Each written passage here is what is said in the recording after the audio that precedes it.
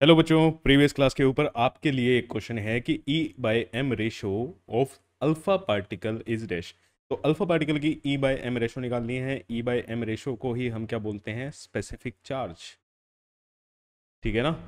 तो specific charge alpha particle का क्या होता है, यहाँ पे आप मेरे को कमेंट करोगे कि आपका क्या आंसर आया। ठीक है, तो वेलकम। तो भैया, स्वागत है आपका क्लास 11th के पीसीएम के कोर्स में, जो कोर्स है आपके बोर्ड्स के लिए, मेंस के लिए और एडवांस के लिए। तो टेलीग्राम चैनल को ज्वाइन करके रखना, और यहाँ पे आपको कोई भी फीस देने की ज़रूरत नहीं है। सबसे मज़ेदार बात इसकी यही है ना?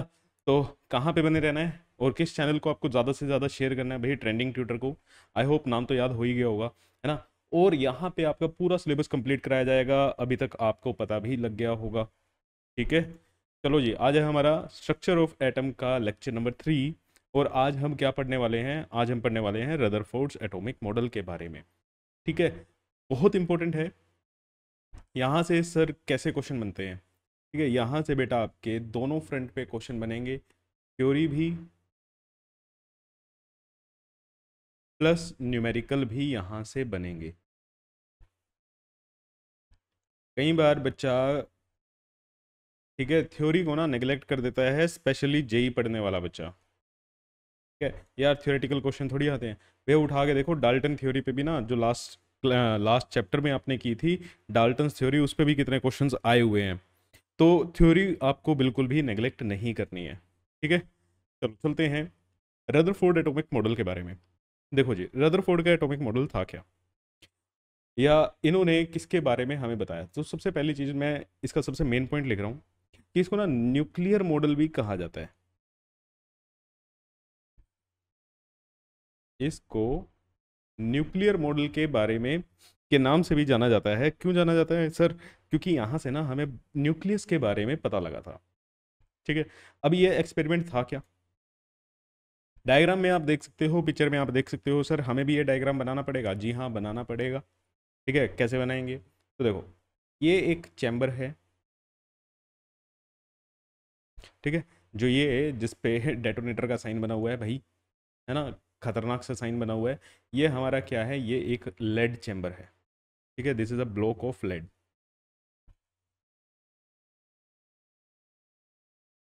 This is a block of lead. वही चीज मैंने आपकी यहाँ पे बनाई है।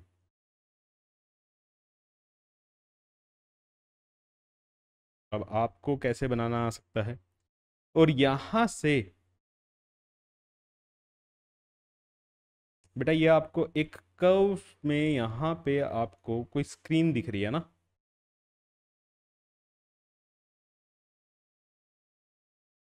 ठीक है जी, और यहाँ पे ये एक पतली सी येलो कलर की एक शीट लगा रखी है। तो हम थोड़ा सा बड़ा बनाते हैं।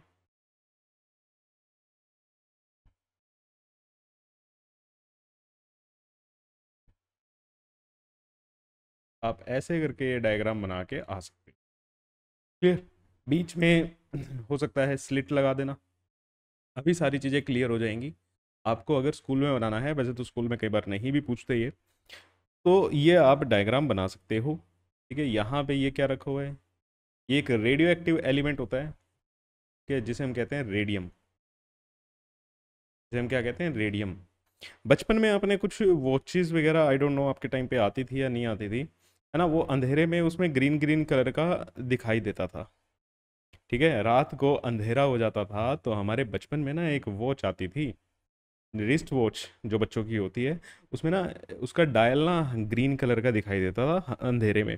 उसमें क्या होता था? रेडियम ही होता था। ठीक है, मतलब एक्चुअल में रेडियम नहीं होता था, उसके जैसी प्रॉपर्टी का एक सब्सटेंस होता था। तो ये क्या करते हैं? ये रेडियो एक्टिव एलिमेंट्स होते हैं, ये ना अपने बैठे बैठे ही एनर्जी एमिट करते रहते हैं।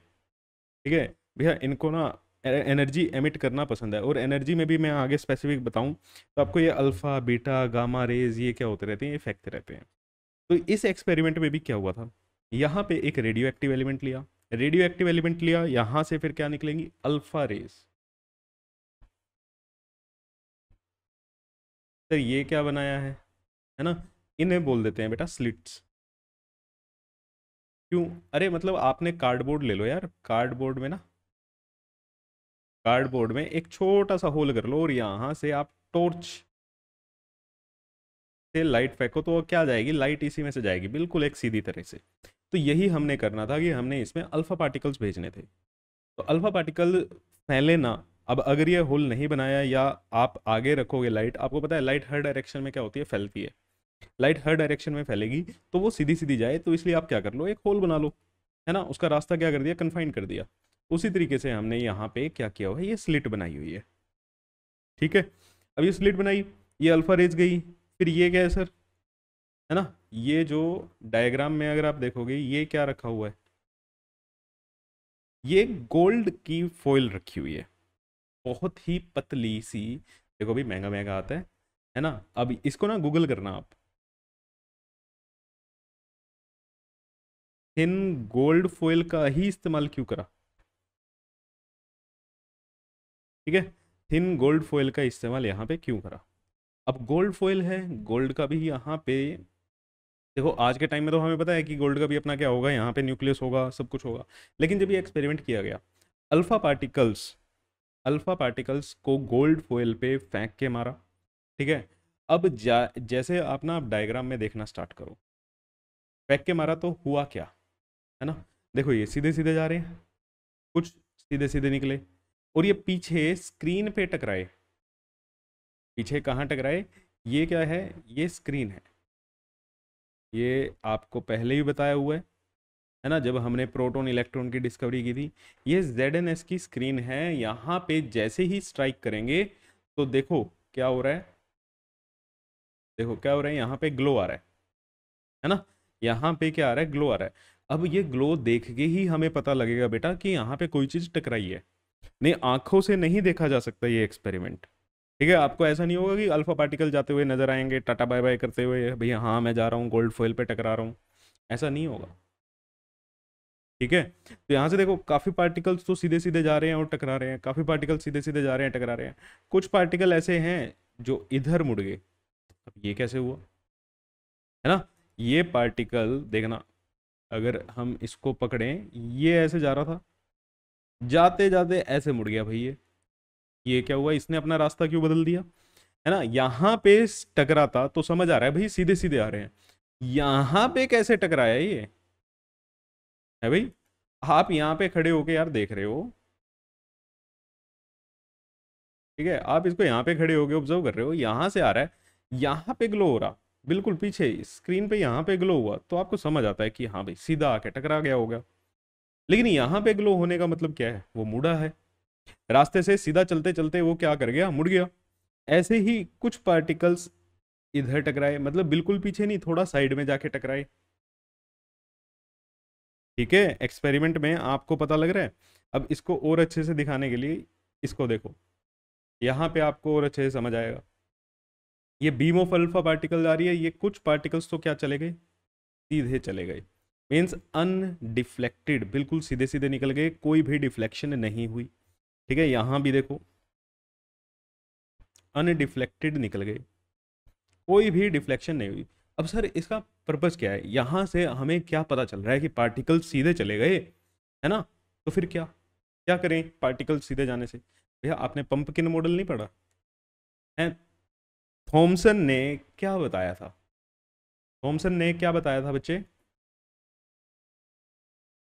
थॉमसन ने क्या बताया था कि हमारा जो एटम होता है वो कैसा होता है, एक पंपकिन मॉडल की तरह होता है ना, जिसमें बीच में क्या होता है, पूरा का पूरा चार्ज फैला रहता है, पॉजिटिव चार्ज फैला होता है, और बीज की तरह क्या होता है, बीज की तरह कौन पड़े रहते हैं, इलेक्ट्रॉन्स पड़े रहते हैं।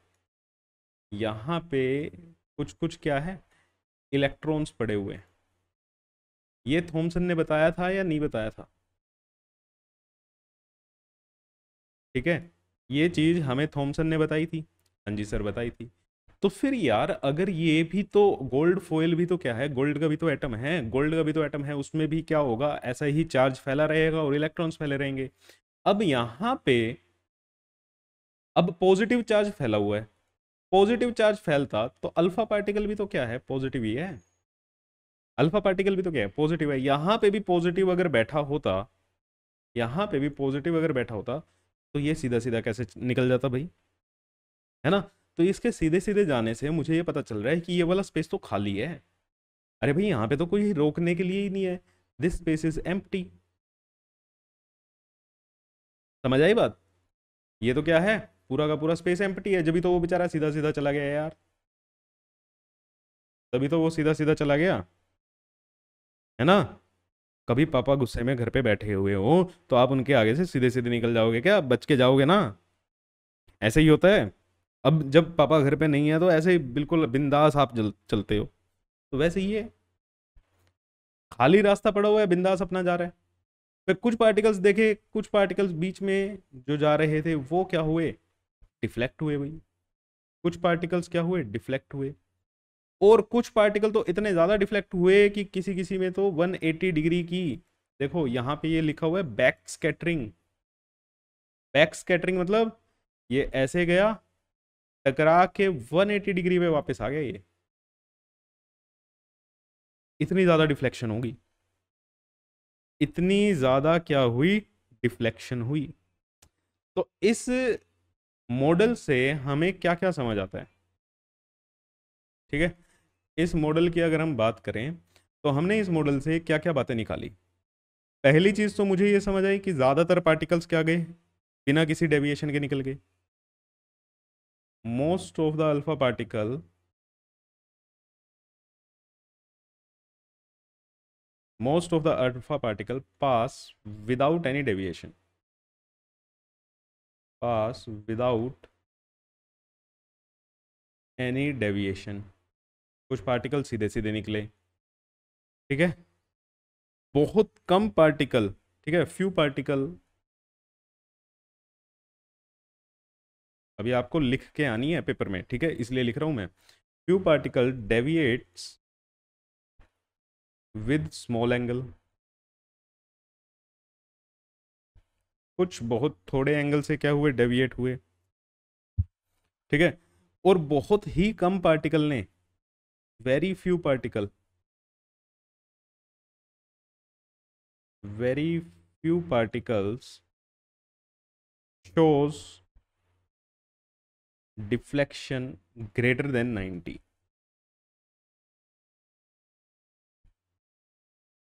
Greater than 90 degree.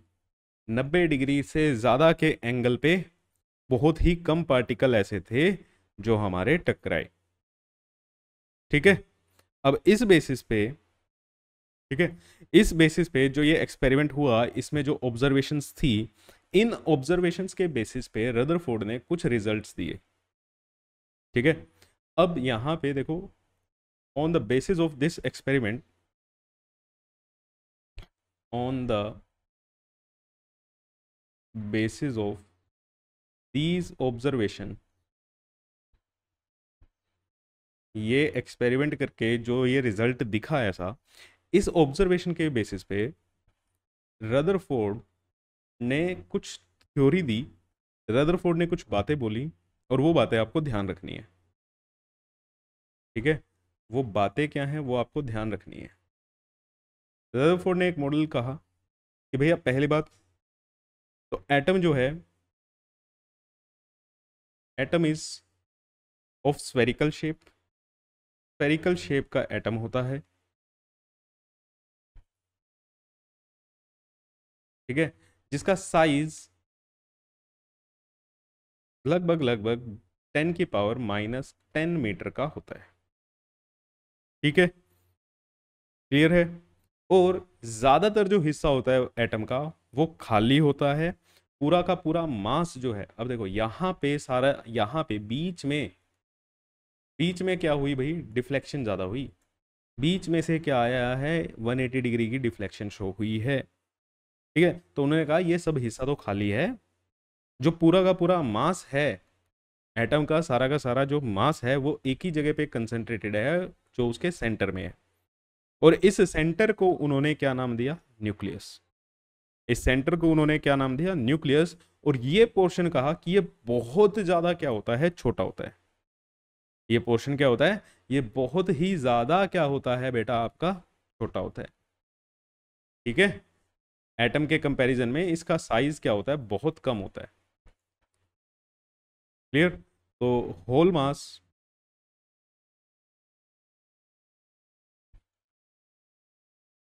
Of atom is concentrated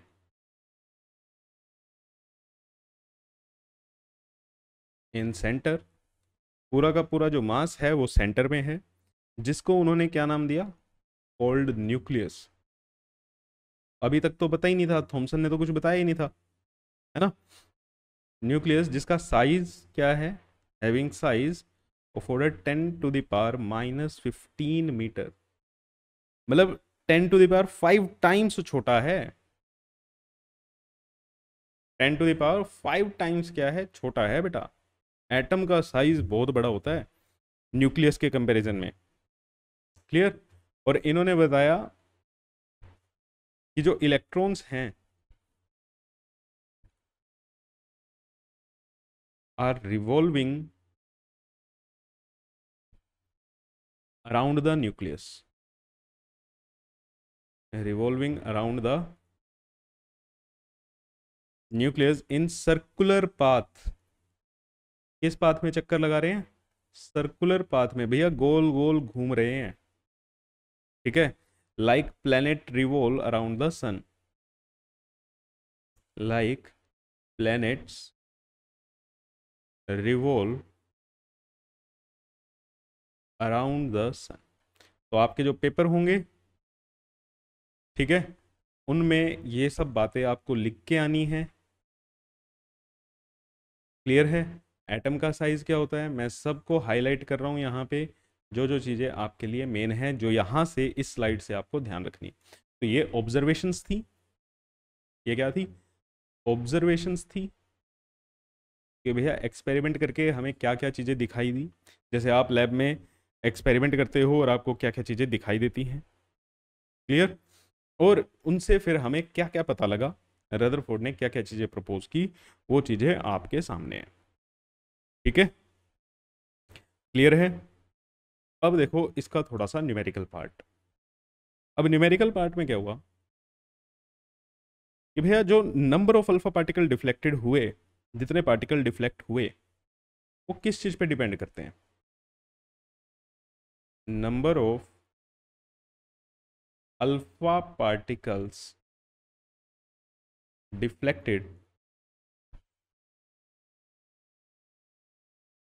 ठीक है, number of alpha particles deflected is inversely proportional to sine की पावर 4 θ/2। ठीक है। थीटा क्या है? Angle of deflection, angle of deflection. जो हम कहते हैं ना, बहुत कम पार्टिकल मुड़े, बहुत बहुत कम में, कैसे, कितने कम? तो यहाँ से एन की, n is number of alpha particle deflected is inversely proportional to sine की पावर 4 θ/2। ये एक्सपेरिमेंटल डाटा है भैया। ठीक है। एक्सपेरिमेंटली इस इक्वेशन को सेटिस्फाई करते हैं तो हमें पता लगा। क्लियर। अब एक चीज समझना, यहां से अल्फा पार्टिकल जा रहा था भाई, यहां से आपका अल्फा पार्टिकल जा रहा था, और सामने क्या रखा हुआ था? सामने कौन था? Gold foil. सामने क्या थी? Gold foil. अब गोल्ड फॉइल क्या, यहाँ पे क्या होगा? गोल्ड का न्यूक्लियस भी होगा। ठीक है। न्यूक्लियस के बारे में पता लगा, तो यहाँ पे गोल्ड का भी क्या होगा? न्यूक्लियस होगा। सारा का सारा मास जो है वो यहीं पे कंसंट्रेटेड रहता है ना। अब ये चीज़ें आपको पता भी है।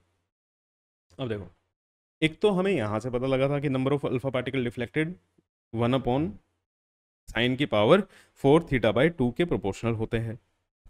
और दूसरी चीज हमें यहाँ से ही पता लगी थी कि जो number of alpha particle deflect हुए,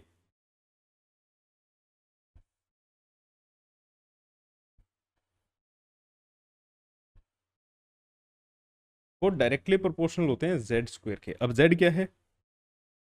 जेड क्या है? जेड होता है बेटा एटॉमिक नंबर। जेड क्या होता है? Atomic number. सर कैसे? देखो यार, अल्फा पार्टिकल कैसा चार्ज है? एक पॉजिटिव पार्टिकल है। अल्फा पार्टिकल कैसा पार्टिकल है? एक पॉजिटिव पार्टिकल है। जी सर। न्यूक्लियस में आपको पता है न्यूक्लियस में कैसा चार्ज होता है? आज तो पता है ना आपको कि भैया पॉजिटिव चार्ज होता है न्यूक्लियस में। अब ये भी पॉजिटिव, ये भी पॉजिटिव। अब ये इसके पास आ रहा है तो भैया ये डिफ्लेक्ट नहीं होगा क्या? है भाई, क्या ये डिफ्लेक्ट नहीं होगा? होगा ना। अब यहाँ पे कितना चार्ज, इस न्यूक्लियस में कितना चार्ज होगा? देखो, जितने इसमें प्रोटॉन होंगे, आपको ये पता है चार्ज ऑफ प्रोटॉन, प्रोटॉन का चार्ज और इलेक्ट्रॉन का चार्ज क्या होता है? बराबर होता है। कितना होता है? 1.6 इंटू 10⁻⁻19 कूलम्ब होता है। एक पे प्लस होता है, एक पे माइनस होता है। प्लस वाले को हम प्रोटॉन बोल देते हैं, माइनस वाले को हम इलेक्ट्रॉन बोल देते हैं। और इस वैल्यू को हम क्या बोलते हैं? इलेक्ट्रॉनिक चार्ज बोलते हैं। इस वैल्यू को हम क्या बोलते हैं? Electronic charge. अब एक इलेक्ट्रॉन के ऊपर या एक प्रोटॉन के ऊपर इतना चार्ज है, इसके अंदर कितने प्रोटॉन होंगे? है ना भाई, इसके अंदर कितने प्रोटॉन होंगे? एक प्रोटॉन पे चार्ज कितना है? ई के बराबर है। अब इसके अंदर कितने प्रोटॉन है? कितने प्रोटॉन होते हैं? आपने 10th में पढ़ा है, हाँ, एटॉमिक नंबर के बराबर होते हैं। तो इतने पे कितना होगा? Z इंटू ई। कितना हो गया? Z इंटू ई। अगर हम यहाँ पे चार्ज की बात करें, चार्ज को Q से लिखते हैं, 10th क्लास में आप पढ़ के आए हो, है ना। चार्ज को हम Q से लिखते हैं, Q is equal to Z into E. Q is equal to Z into E. अब अल्फा पार्टिकल के ऊपर भी चार्ज होता है, अल्फा पार्टिकल के ऊपर भी चार्ज होता है। इसके ऊपर कितना चार्ज होगा? Z into E. अब अल्फा पार्टिकल का तो Z फिक्स है, गोल्ड का भी वैसे तो Z फिक्स ही है, ठीक है। इसका Z तो क्या है? 2।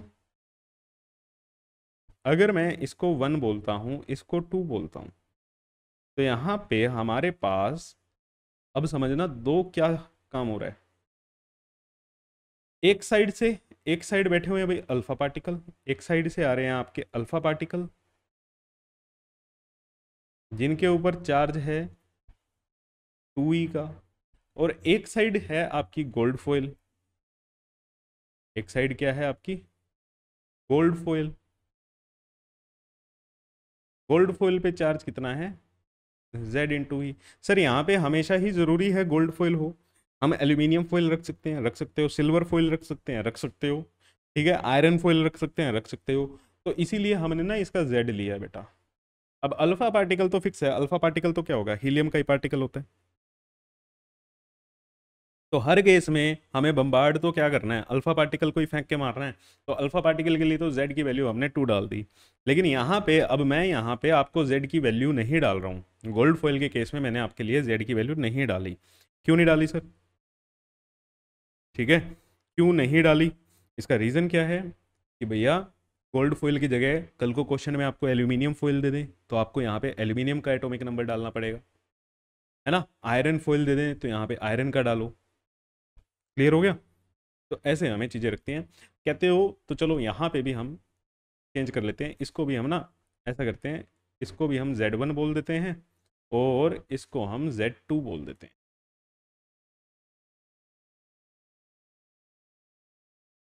अल्फा पार्टिकल की जगह भी कुछ और दे दें तो भैया फेंक के मार देना, कोई दिक्कत नहीं।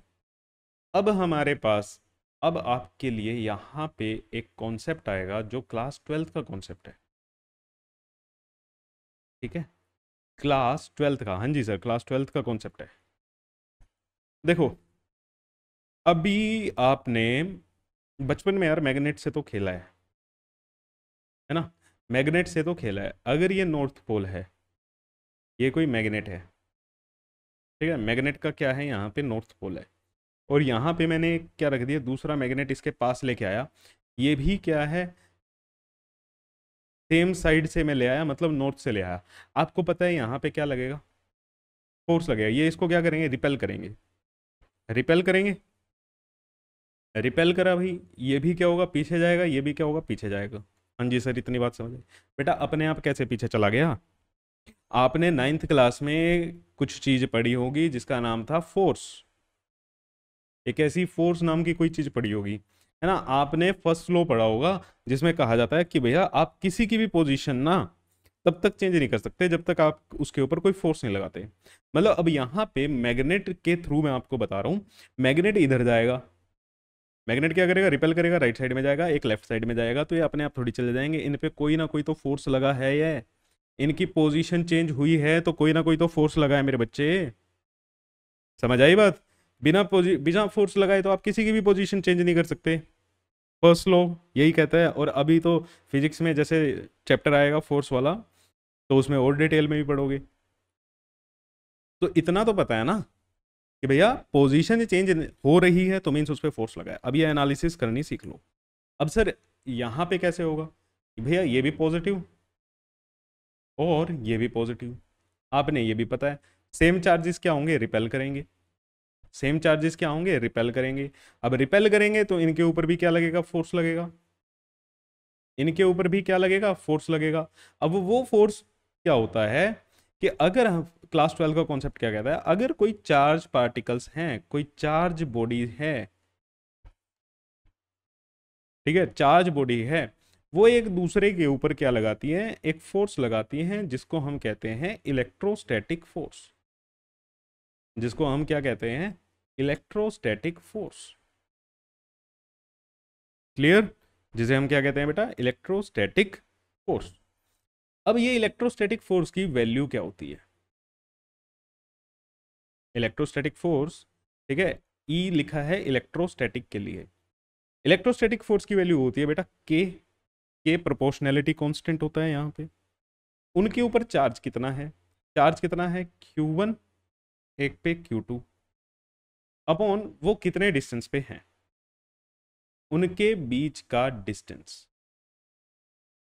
मान लेते हैं इनके बीच में डिस्टेंस कितना है, ये r डिस्टेंस पे है, r डिस्टेंस का स्क्वायर। अब ये फॉर्मूला कोई क्लास 9th में किसी बच्चे ने पढ़ा हो, gravitational force G m1 m2 by r square, ये वैसा ही है बेटा, ये वैसा ही है। यहाँ पे ग्रेविटेशनल फोर्स में एफ जी, ग्रेविटेशनल फोर्स में क्या आता है, मास आता है, जबकि अगर चार्ज बॉडीज हों तो वहाँ पे उनका क्या आ जाता है, चार्ज आ जाता है, और प्रोपोर्शनैलिटी कांस्टेंट चेंज हो जाता है। ठीक है, 9th क्लास की बातें हैं ये, अगर किसी बच्चे ने पढ़ा हुआ है तो इसको मैं कैसे लिखूं, Q1 कितना है, Z1E, Q2 कितना है, Z2E, R, तो अभी मैं R ही लेता हूं, इसको मैं ऐसे लिख लूं, कोई दिक्कत तो नहीं, के Z1 Z2 E square upon R का square, E square upon R का स्क्वेयर। अब देखो, अब यहाँ पे एक टर्म आती है, distance of closest approach, distance of closest approach. अभी डिस्टेंस ऑफ क्लोजेस्ट अप्रोच क्या होती है, क्लोजेस्ट मतलब कितनी पास तक वो पहुंचा। यार यहाँ पे ना हमारी गोल्ड फॉयल है, गोल्ड फॉयल मतलब यहाँ पे एक पॉजिटिव चार्ज खड़ा हुआ है, यहाँ से एक पॉजिटिव चार्ज आ रहा है, अब आके चलो इसको थोड़ा दूर बनाते हैं, यहाँ तक ये आके यहाँ पे क्या कर जाएगा, डिफ्लेक्ट कर जाएगा। क्यों, पॉजिटिव पॉजिटिव एक दूसरे को क्या करेंगे, फोर्स लगाएंगे, फोर्स लगाने के कारण इसकी डायरेक्शन क्या हो जाएगी, चेंज हो जाएगी। अब कितनी दूर तक ये आया, कितना इसने गोल्ड फॉयल को अप्रोच करा, कहाँ पे जाके इसमें डिफ्लेक्शन आई, इस पॉइंट पे, उसको हम क्या बोलते हैं, डिस्टेंस ऑफ क्लोजेस्ट अप्रोच। इसको आर नोट से लिखते हैं, इसको किससे लिखते हैं, आर नोट से हम लिखते हैं। ठीक है, इसको किससे लिखा जाता है बेटा, आर नोट से लिखा जाता है। तो इस फॉर्मूले में इलेक्ट्रोस्टैटिक फोर्स में हम क्या डालें, के Z1 Z2 E square upon r naught का स्क्वेयर, कि भैया कितना पास आया, यहीं पे तो इस पे आके क्या लगा, फोर्स लगा। देखो अभी तक तो ये सीधा आ रहा है, अगर ये यहाँ तक, जहाँ तक मैं येलो मार्क कर रहा हूँ, यहाँ तक तो सीधा आ रहा है, सीधा आ रहा है, इस पर कोई फोर्स नहीं लग रहा, फोर्स नहीं लग, अगर फोर्स लगा होता तो भैया रुकता, इसकी डायरेक्शन चेंज होती, कुछ ना कुछ तो होता। यहाँ तक तो आ रहा है, मतलब यहाँ तक इस पर फोर्स नहीं लगा, यहाँ आके इस पर क्या लगा, फोर्स लगा। और फोर्स जब लगा, कितने डिस्टेंस पे लग रहा है, आर नोट पे, तो वही हमने यहाँ पे वैल्यू पुट की, वही हमने यहाँ पे क्या की बेटा, वैल्यू पुट की। ठीक है। अब देखो यार, ये भागता हुआ आ रहा है, अल्फा पार्टिकल मजे में भागता हुआ आ रहा है, भागता हुआ आ रहा है, तो इसकी कुछ ना कुछ वेलोसिटी भी होगी। मान लो ये v वेलोसिटी से चल रहा है ना, क्या चल रहा है, ये v वेलोसिटी से चल रहा है, तो इसके पास यहाँ पे कुछ ना कुछ एनर्जी होगी। कौन सी एनर्जी? कोई चीज चलती है तो कौन सी एनर्जी आती है भाई? Kinetic energy. कौन सी एनर्जी आती है? Kinetic energy. कितनी होती है? Half M we square sir. M पता है क्या है? हाँ जी सर पता है, अल्फा पार्टिकल का मास है। Very good, clear. अब अब देखो, आई नो थोड़ा सा हैवी हो रहा है, थोड़ा सा आपके लिए हैवी हो सकता है भैया, जेई की तैयारी करोगे तो हैवी हैवी चीज़ें तो आदत डाल लो इसकी। ठीक है, थ्योरी से स्टार्ट किया था, यहाँ से न्यूमेरिकल पोर्शन स्टार्ट किया, अब ये चले ही जा रहा है, बढ़ता ही जा रहा है, बढ़ता ही जा रहा है। कोई बात नहीं बेटा, यही जेई है, हार नहीं माननी। ठीक है। At distance of closest approach, अभी इसमें पता है क्या, कुछ चीज़ें ऐसी भी काम कर रही हैं जो आपको आती नहीं है, आपने पढ़ी नहीं हुई, लेकिन धीरे धीरे धीरे धीरे चलते रहना है। At distance of closest approach, distance of closest approach पे क्या होता है बेटा, कॉन्सेप्ट ध्यान रखना, काइनेटिक एनर्जी और पोटेंशियल एनर्जी क्या होती हैं? बराबर होती हैं। काइनेटिक एनर्जी और पोटेंशियल एनर्जी क्या होती हैं? बराबर होती है। अब काइनेटिक एनर्जी कितनी? Half M we square. Potential energy कितनी? सर पोटेंशियल एनर्जी का फॉर्मूला होता है एम जी एच, है ना, एम जी एच। ये भी होता है भैया, ये भी चलता है, लेकिन ये अलग केस में होता है। एक पोटेंशियल एनर्जी का फॉर्मूला आज आप ध्यान रखोगे, force into distance. Force into distance, ये भी पोटेंशियल एनर्जी का फॉर्मूला होता है। कैसे आता है धीरे धीरे आपको पता लगेगा। एफ इनटू डिस्टेंस कितना? R naught. तो आप यहां से आर नोट निकाल सकते हो। ठीक है, कुछ भी दिया हो, मतलब कई बार वो वेलोसिटी के टर्म में दे तो आप निकाल सकते हो, निकालने को आप यहां से भी निकाल सकते हो, यहाँ से भी आप आर नोट की वैल्यू कैलकुलेट कर सकते हो, अगर आपको वो फोर्स दे दें, है ना। फोर्स ना दे, अगर अल्फा पार्टिकल चलता हुआ आ रहा है, इस क्वेश्चन को देखो, डिफिकल्टी जितनी मर्जी की जा सकती है, कितना मर्जी डिफिकल्ट किया जा सकता है, सिंपल तो यहाँ तक चल जाएगा। फिर अगर अल्फा पार्टिकल की वेलोसिटी की टर्म में दे दें तो आपको ऐसे निकालना पड़ेगा, आर नोट यहाँ से क्या आया, M we square upon 2f। और ये क्या है? f क्या है? Electrostatic force, electrostatic force. अब यहाँ पे m mass of alpha particle, mass of alpha particle का मास कितना होता है, इसीलिए आज आपको E/m रेशो निकलवाने के लिए मैंने क्विज दी थी। ठीक है, और ये क्या है? वेलोसिटी ऑफ अल्फा पार्टिकल, और दोनों के बीच में कितना फोर्स लगता है वो आपको यहाँ पे कैलकुलेट करना आ ही गया। दो चार्ज बॉडीज जो होती हैं उनके बीच में फोर्स होता है बेटा Q1 Q2 by r square, k Q1 Q2 by r square. इतना फोर्स लगता है, ठीक है, इतना फोर्स लगता है अगर कोई दो चार्ज बॉडीज किसी आर डिस्टेंस पे हों। क्लियर? क्लियर है? चलो, तो मेरे हिसाब से समझ आ गया। अब चलते हैं थोड़े से क्वेश्चन की तरफ। ठीक है, क्वेश्चन करना भी बहुत ज़रूरी है भाई, तो चलो चलो जी।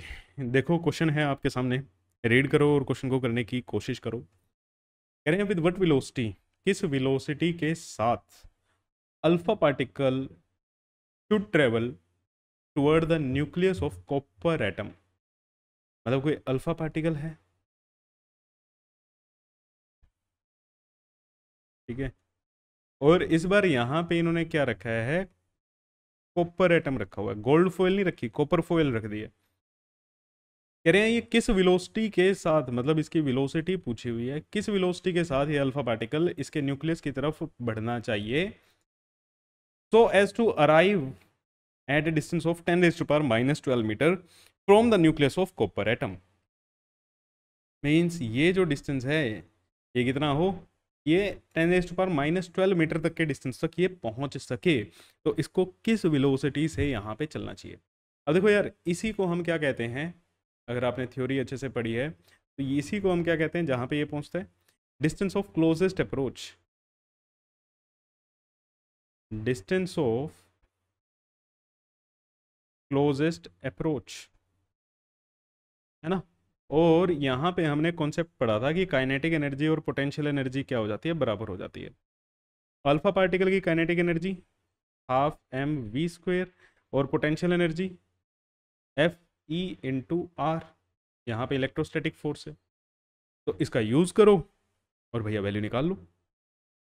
ठीक है, इसका यूज़ करना है और आपको वैल्यू निकाल लेनी है। अरे नेक्स्ट स्लाइड, चलो जी यूज़ करें। Half mass of alpha particle 4 into v square is equal to force, force की वैल्यू के। अच्छा के की वैल्यू नहीं बताई मैंने आपको, है ना। मैं लिखता हूँ 9 इंटू 10⁻⁹ इंटू Z1, मतलब अल्फा पार्टिकल का अगर हम बात करें तो 2, Z2। कॉपर एटम का एटॉमिक नंबर कितना होता है 29, धीरे धीरे याद हो जाएगा, कोई दिक्कत की बात नहीं है। ठीक है, इंटू ई का स्क्वायर 1.6 इंटू 10⁻⁻19 का स्क्वायर अपॉन आर नोट का स्क्वायर। आर नोट क्या था, डिस्टेंस ऑफ क्लोजेस्ट अप्रोच। तो इसका भी क्या कर लो भैया, स्क्वायर कर लो। 2 था, 12 12 था शायद, है ना। तो यहाँ से आप निकाल सकते हो। इसमें अभी एक गलती क्या है, देखो मैंने के की वैल्यू ली है, के की वैल्यू होती है 9 इंटू 10⁻⁹। Z1 अल्फा पार्टिकल के लिए 2, Z2 यहाँ पे मैं कॉपर ही लिख देता हूँ, कॉपर एटम का होता है 29। ठीक है, और ये सब हमने डाला है। अभी यहाँ पे गलती क्या होगी, गलती होगी बेटा कि ये सब ना किस में है, आप ऐसे यूनिट में लेके चल रहे हो। इसमें लेके चल रहे हो आप, ऐसे यूनिट में लेके चल रहे हो। तो यहाँ पे बेटा डिवाइड कर लेना Na से। डिवाइड किससे कर लेना, Na से, क्योंकि आप अगर 4 लिखते हो, है ना, हीलियम 2 4 लिखते हो बेटा, मास 4 4 तो ये किस में होता है, AMU में होता है। 4 किस में होता है, AMU में होता है। और AMU की वैल्यू क्या होती है, 1/Na। 4 इंटू 1/Na करके 4/Na मैंने लिखा है। ठीक है, क्योंकि वेलोसिटी जो आएगी यहाँ से आपको कैलकुलेट करनी है। देखो कैलकुलेशन मास्टर की थोड़ी सी मतलब अच्छी है, ऐसी बात नहीं है, लेकिन मैं आपका टाइम बचाने के लिए ना सर, मतलब मजाक कर रहे हो आप। नहीं नहीं नहीं, टाइम बचाने के लिए क्लास फिर ज़्यादा लंबी हो जाती है और ना सेशन नहीं आ पाते, क्योंकि मेरा भी ऑफिस का भी काम होता है, तो इसलिए ये कैलकुलेशन है। तो यहाँ से आप वेलोसिटी निकाल सकते हो। मेरे हिसाब से आपको सभी वैल्यूज़ अब पता हैं। क्लियर है, बताओ यहाँ पे कोई दिक्कत है, यहाँ पे कोई दिक्कत है नहीं ना। तो चलो भाई, बहुत बढ़िया बात है। नेक्स्ट क्वेश्चन, चलो जी नेक्स्ट क्वेश्चन ये है, रदरफोर्ड के एक्सपेरिमेंट में which establish the nuclear model of atom used. अच्छा, मतलब रदरफोर्ड ने जो एक्सपेरिमेंट किया, ठीक है, जिससे हमें न्यूक्लियर मॉडल का पता चला था। देखो क्वेश्चन में भी आपको बहुत सी चीज़ें सीखने को मिल जाती हैं कि हमें जिससे न्यूक्लियर मॉडल का पता लगा था, न्यूक्लियस के बारे में पता लगा था, इसीलिए मैंने स्टार्टिंग में लिख दिया था कि इसे हम क्या कहते हैं, न्यूक्लियर मॉडल भी कहते हैं। क्योंकि ये चीज़ें ना बेटा फिर आपकी थ्योरी में काम आती है CBSE में। फिर कहते हो मास्टर ने थ्योरी तो कराई नहीं। तो मास्टर धीरे धीरे ना ये कुछ पॉइंट्स लिखता जाता है। Use the beam of, option 1 2 3 4 कौन सा आएगा, 2002 का क्वेश्चन है ये आपका। ठीक है, 2002 का क्वेश्चन है। तो क्या यूज़ किया था भाई, सर अल्फा पार्टिकल यूज़ किया था। वो तो दिख नहीं रहा यहाँ पे बीटा पार्टिकल लिखा हुआ है, काट दो यार। गामा रेज लिखी हुई है, काट दो यार, है ना। ये दो ऑप्शन तो वैसे ही कट गए, तो 50-50 हो गया यार। Helium atom which impinged, helium atom या अल्फा पार्टिकल का यूज़ किया था सर, हमें पता है। तो अल्फा पार्टिकल क्या होता है, हीलियम का न्यूक्लियस होता है। हीलियम का न्यूक्लियस होता है ना। हीलियम का एटम भी होता है क्या, सर नहीं, हीलियम का एटम नहीं होता, हीलियम का न्यूक्लियस होता है। लास्ट क्लास में चिल्ला चिल्ला के मर गया था मैं। तो भैया हीलियम एटम लिखा हुआ है, तो मेरे हिसाब से ये भी क्या कर दो, काट दो। तो helium nuclei which impinged on a metal and got scattered, तो ऑप्शन नंबर 4। तो बताओ कमेंट सेक्शन में कि किस किस का ठीक था। ठीक है, IIT 2002 के क्वेश्चन आप सोल्व कर रहे हो यार। चलो फिर एक नेक्स्ट क्वेश्चन है, एक और करो, ठीक है, रीड करो क्वेश्चन को। If the Thomson model of atom was correct, कह रहे हैं अगर थॉमसन का मॉडल सही होता, then the result of Rutherford gold foil experiment would have been, कि भैया अगर जो थॉमसन ने बताया है वो सही होता और उसके बाद रदरफोर्ड के हम इस एक्सपेरिमेंट को स्टडी करें, तो इसमें से कौन सी बात सत्य है ना, कौन सी ठीक है। अब ये ऑल में तीन तीन एल लगा रखे हैं। चलो, all alpha particle get bounce by 180 degree. अब थॉमसन का एटॉमिक मॉडल क्या था, ये था, है ना। इस पंपकिन को उठा के लेके चले, पंपकिन था, वाटरमेलन था, कोई दिक्कत नहीं, यहाँ पे रख लें, यहाँ पे रख लेते हैं इसको, और थॉमसन को हटा देते हैं भाई। थॉमसन जी आपका काम हो गया, है ना, तरबूज हमें मिल चुका है, हम उसी से अपना काम चला लें।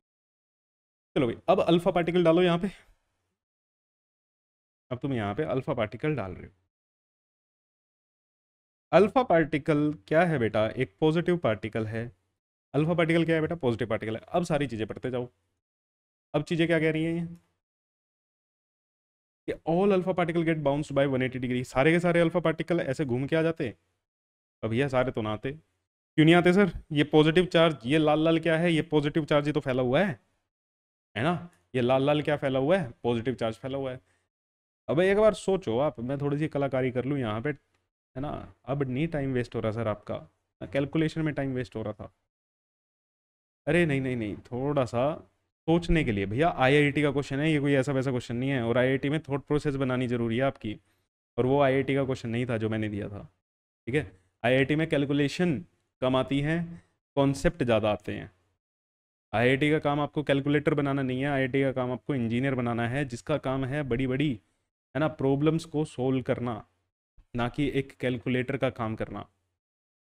तो आप जितने क्वेश्चन देखोगे ना आईआईटी के, वो आपको रिलेटिवली इजी उनकी कैलकुलेशन आएगी, लेकिन हाँ कॉन्सेप्ट बढ़िया आएंगे। तो ये हमारा तरबूज हो गया रेडी,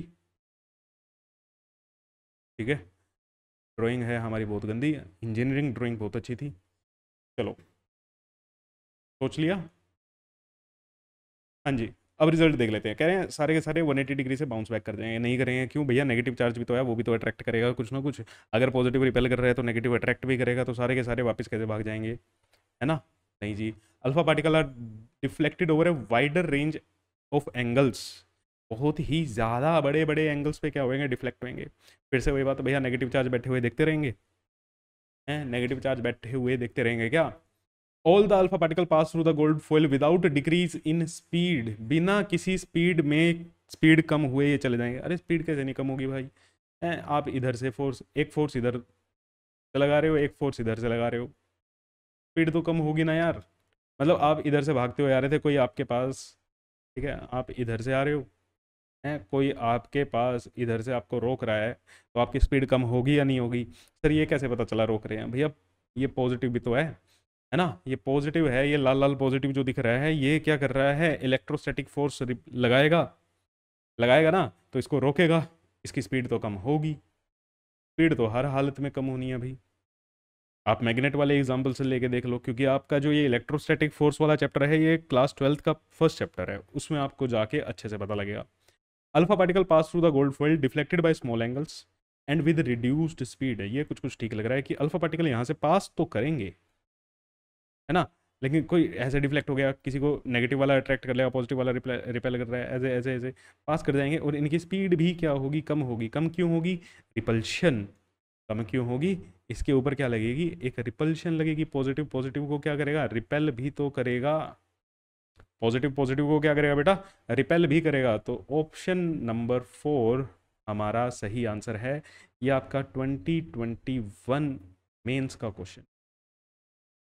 तो मेरे हिसाब से जो मैंने स्टार्टिंग में बोला था कि भैया जेई में थ्योरी बहुत आती है, मेंस में थ्योरी अच्छे लेवल की आती है। और आज आपको एक और बात बताता हूँ कि कुछ बच्चे आप अपने स्कूल में ऐसे देखोगे, है ना, जिसमें टॉपर्स भी होंगे, वो थ्योरी तो बड़े अच्छे से कर रहे होंगे, लेकिन उनसे न्यूमेरिकल नहीं होते। समझ आ रही है बात। कुछ बच्चे ना अपनी क्लास में ऑब्जर्व करना मेरी ये बात, कि थ्योरी करने में बहुत अच्छे, न्यूमेरिकल दे दो तो यार नहीं नहीं नहीं, न्यूमेरिकल नहीं होते, है ना, हम तो थ्योरी में अच्छे हैं। बेटा अगर आपके न्यूमेरिकल नहीं हो रहे ना तो कहीं ना कहीं आप थ्योरी में मार खा रहे हो। आपको थ्योरी पूरी नहीं आती है ना, या फिर आपने थ्योरी का रट्टा मारा हुआ है, थ्योरी को एनालाइज नहीं किया।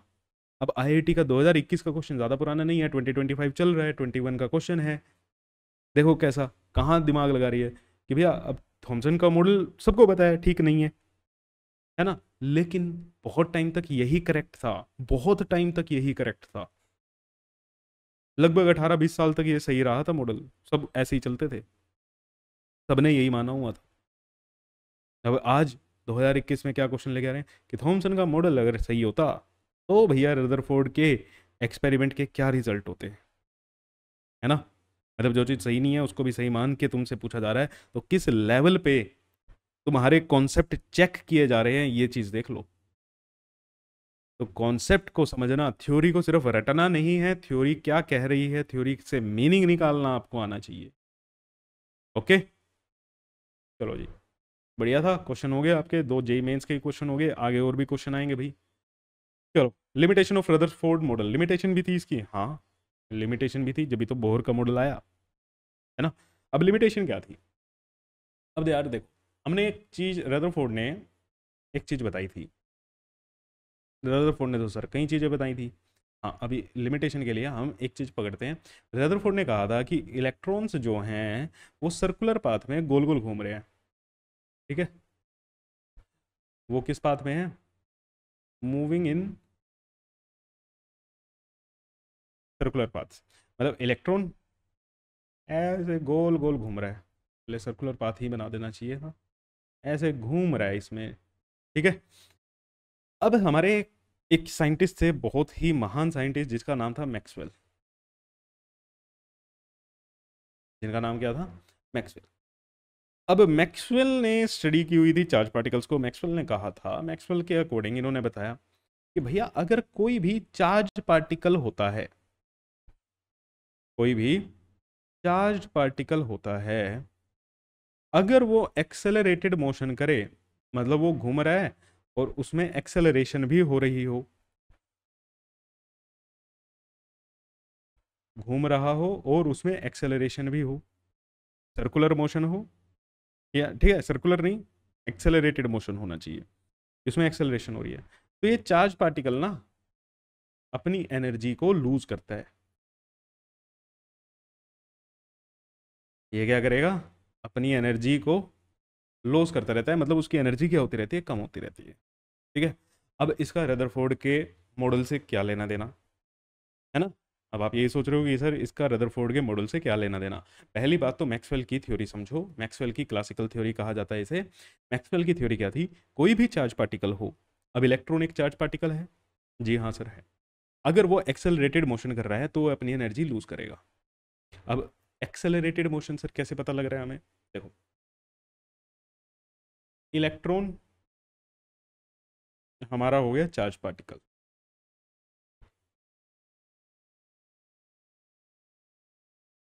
और रदरफोर्ड ने बताया था कि ये किस में चक्कर लगा रहा है, सर्कुलर पाथ में, ठीक है, मतलब सर्कुलर मोशन कर रहा है।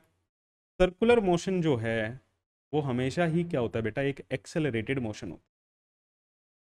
सर्कुलर मोशन कैसा मोशन है, circular motion is an accelerated motion. याद रखना, आगे फोर्स वाले चैप्टर में फिजिक्स में आएगा, आपके पास फिजिक्स में पढ़ोगे सर्कुलर मोशन के बारे में डिटेल में, तो वहाँ पे पता लगेगा सर्कुलर मोशन एक एक्सेलरेटेड मोशन होता है। अब इलेक्ट्रॉन, और ये इलेक्ट्रॉन चार्ज पार्टिकल हो गया, सर्कुलर मोशन जो रदरफोर्ड ने बताया था, इलेक्ट्रॉन सर्कुलर पाथ में चक्कर चक्कर लगाते हैं, तो भैया सर्कुलर मोशन कैसा हो गया, एक एक्सेलरेटेड मोशन हो गया। तो मैक्सवेल के अकॉर्डिंग भैया एक चार्ज पार्टिकल, इलेक्ट्रॉन हमारा एक्सेलरेटेड मोशन में है, इलेक्ट्रॉन क्या है, इलेक्ट्रॉन क्या कर रहा है, एक एक्सेलरेटेड मोशन कर रहा है। अगर ये एक्सेलरेटेड मोशन कर रहा है तो ये अपनी एनर्जी लूज करेगा, एनर्जी लूज करेगा तो धीरे धीरे इसकी एनर्जी क्या होती जाएगी, कम होती जाएगी, कम होती जाएगी, और ये आके न्यूक्लियस में गिर जाएगा, मतलब यहाँ पे न्यूक्लियस है, ठीक है, और ये ऐसे चक्कर लगा रहा है ना,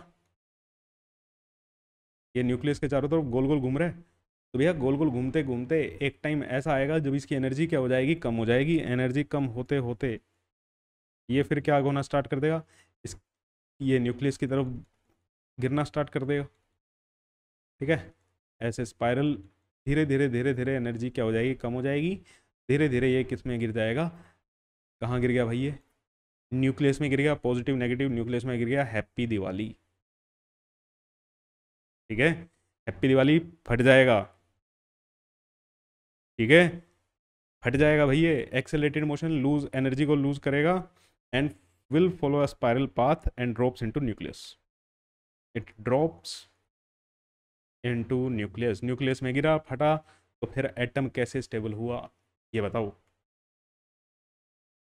ठीक है, सर मैक्सवेल की थ्योरी गलत होगी, अरे नहीं थी भाई। ठीक है, इतना भी ज़्यादा कॉन्फिडेंस नहीं होना चाहिए, है ना। मैक्सवेल की थ्योरी बिल्कुल सही थी। कोई भी चार्ज पार्टिकल होता है वो एनर्जी लूज करता है अगर वो एक्सेलरेटेड मोशन में हो।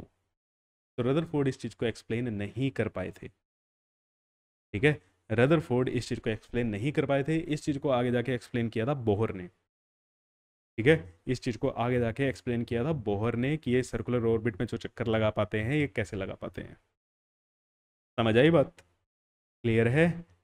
तो ये कहानी आपको लिख के आनी है, लिमिटेशन आ जाए, लिमिटेशन ऑफ रदरफोर्ड मॉडल, ये आपको लिखने के लिए, हाँ लिखी हुई है यहाँ पे।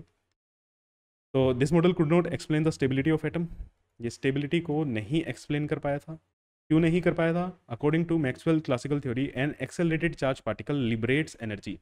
कोई भी एक्सेलरेटेड चार्ज पार्टिकल होता है वो एनर्जी लिबरेट करता है, मीन्स एनर्जी लूज करता है।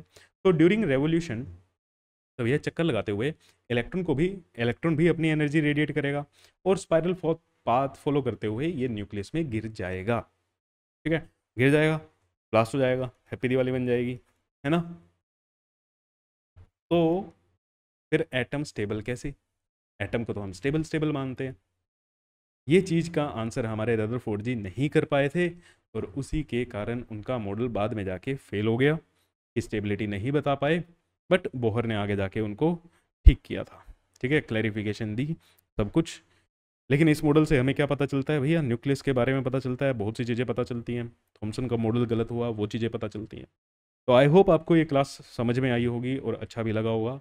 तो मिलते हैं आपसे नेक्स्ट क्लास में, तब तक के लिए थैंक यू सो मच बच्चा, पढ़ते रहो, एंजॉय करो।